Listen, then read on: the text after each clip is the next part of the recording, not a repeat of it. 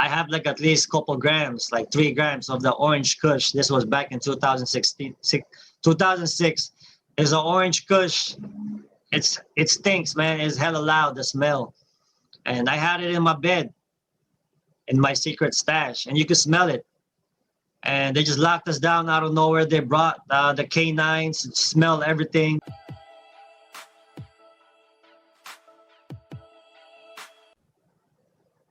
What up, loved ones? What it do? It's Patty Young right here. You know where I'm from.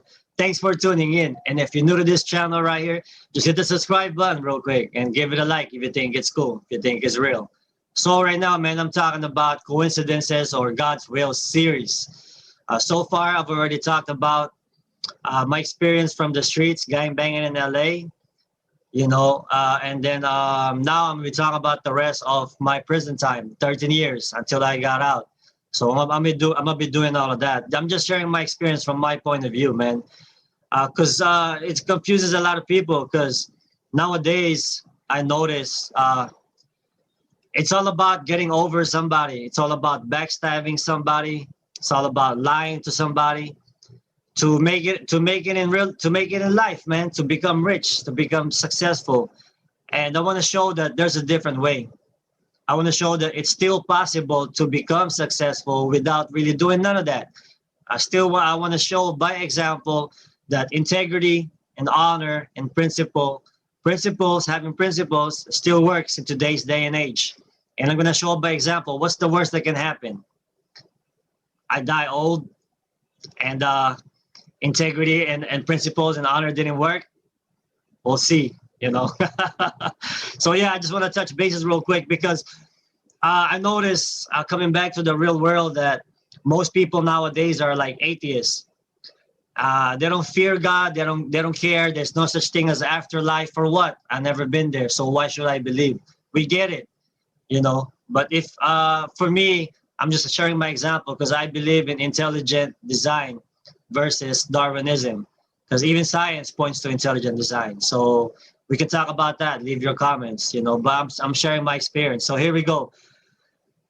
CYA. CYA is California Youth Authority. This is where you really find out if you're a real gang member. Because you're going to be up close and personal with all your enemies and all the active gang members the young ones that was in the streets. So, this goes back to my theory that you can't really find out if you're a real gangster, you're a real gang member, if you haven't even really proven and tested in prison. If you're not gonna PC up, lock it up, or be a bitch, basically, pretty much. Are you gonna finish your tour? Stuff like that, And then you come out to the streets. Are you gonna, That's my theory. So, because in the streets, like, come on, it's a joke. You know what I mean?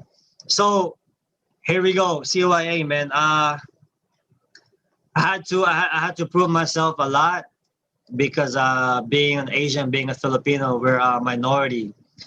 And there were just a lot of things that happened. Like, for example, I got into a lot of fights and I was winning a lot of fights that I didn't expect that I was going to win. You know what I mean? So it's like, what is it really? Skills? Or, you know what I mean? It's just like, it's a coincidence. And besides that, there's been scenarios and circumstances also that I got involved with distribution at a young age, right there inside CYA. I can't really say the details of as far as how I was getting it and stuff like that. We can't do that here because people are still in there.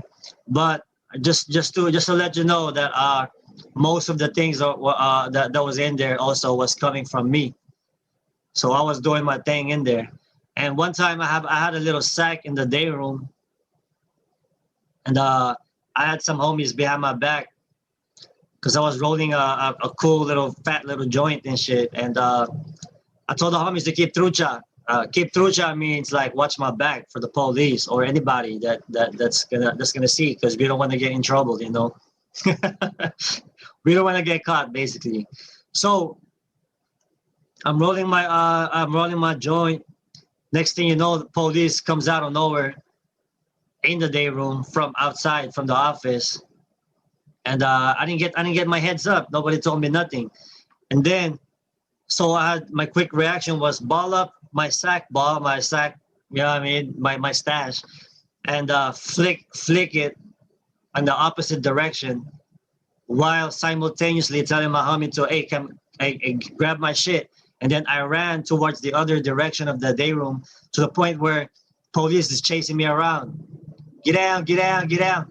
And of course, I gave him a little chase, but I was gonna eventually break it down anyways, and get cuffed up and get searched.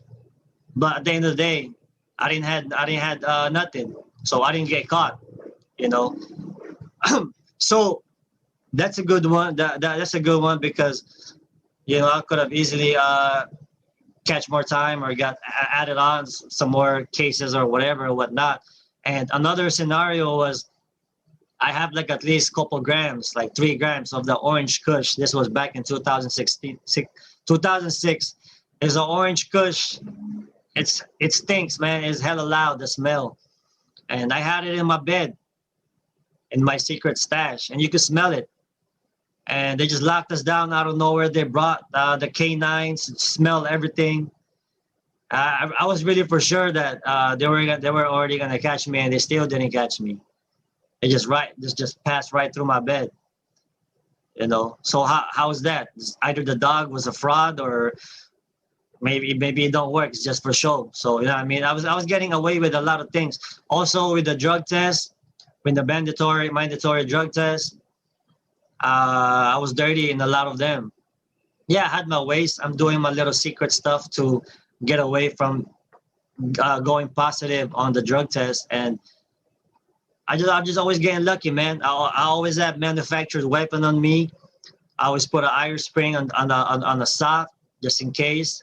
Homemade weapons, sharp pencils, whatever I can use to defend myself, you know. And I just, you know, everything just went through straight. Yeah, I caught a lot of times. I caught a lot of points after YA from all the fights and riots that led me to having a level 4 points in CDC later down the line. So after CYA, I go to Tracy reception, which is DVI. It's now a CDC. It's now prison. And I got away with a lot of things too. You know what I mean? My head during that time, I hated the world. I hated the world. I was even writing my peoples, don't talk to me anymore. Don't worry, I'll get out. I got this. I'll finish my time. You know, people that love me, I was like trying to hurt them through the letters. You know, my aunties, everybody. I told them I don't need anybody. I was just mad at the world, and I would always have a manufactured weapon, tomahawk. I know a way, or they taught me a way how to steal the razors, or how to get away with getting the razors, because they give you they pass out razors at least like once a day, or for 30 minutes to an hour for you to shave your head, and you have to give it back. And there's a way where when I give it back, they'll think there's the razor still in there, but that's not the razor. I already have the razor that was in that razor.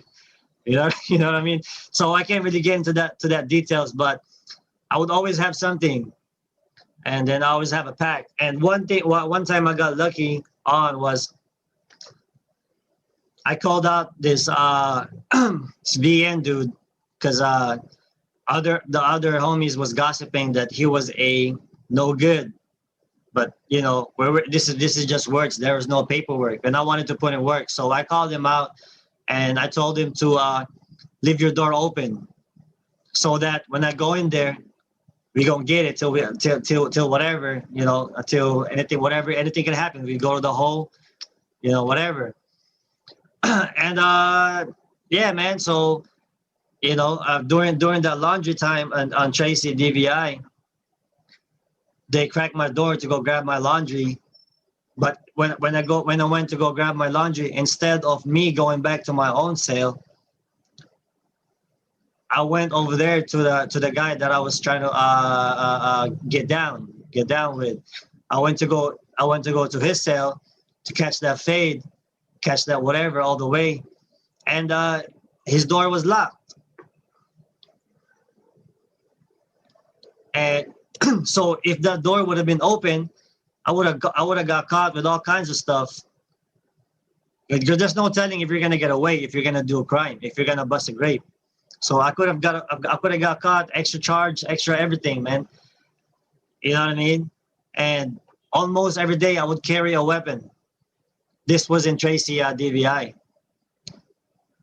you know, and it didn't stop from there. It went on and on from all different other prisons. But as for now, I'm gonna cut this short, and I'm just gonna talk about the CYA and Tracy reception. Mind you, after DVI, I went to Pelican Bay. After Pelican Bay, I went to Kern Valley. It's also a level 4 180 design. And after that, I went to a Calipat. It's still a level 4 270 design.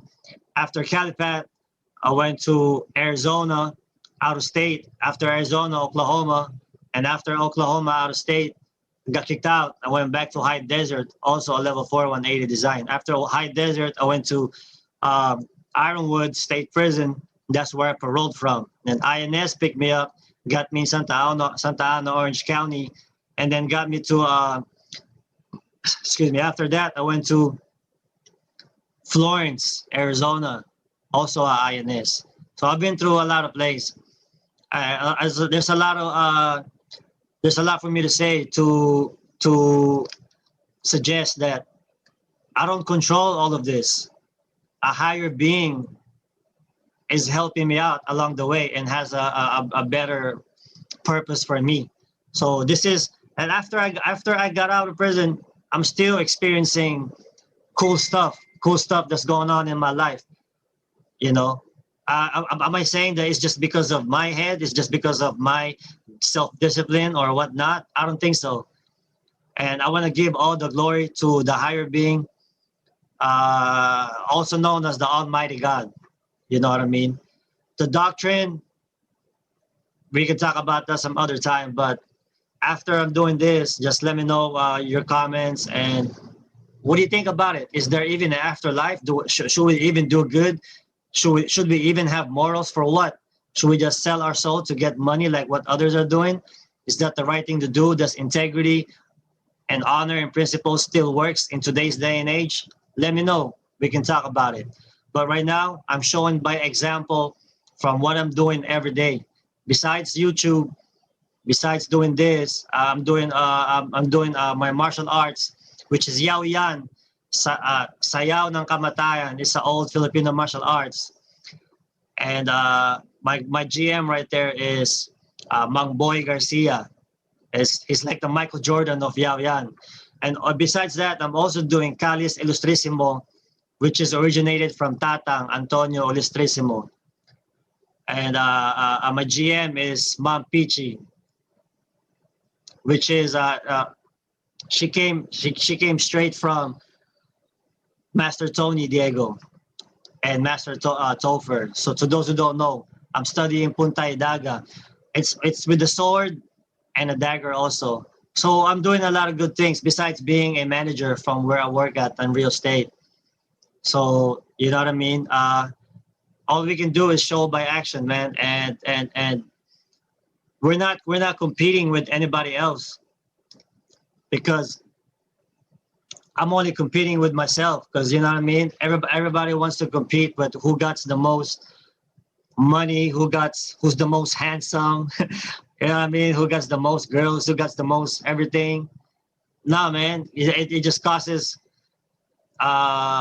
division, you know. So we're gonna get into that in more details, you know, later down the line. But for right now, I appreciate everyone watching, man. I love y'all. To all the supporters, you know what it is, man. And with that being said, say what you mean and mean what you say, because real recognize real, homeboy. I'm out of here.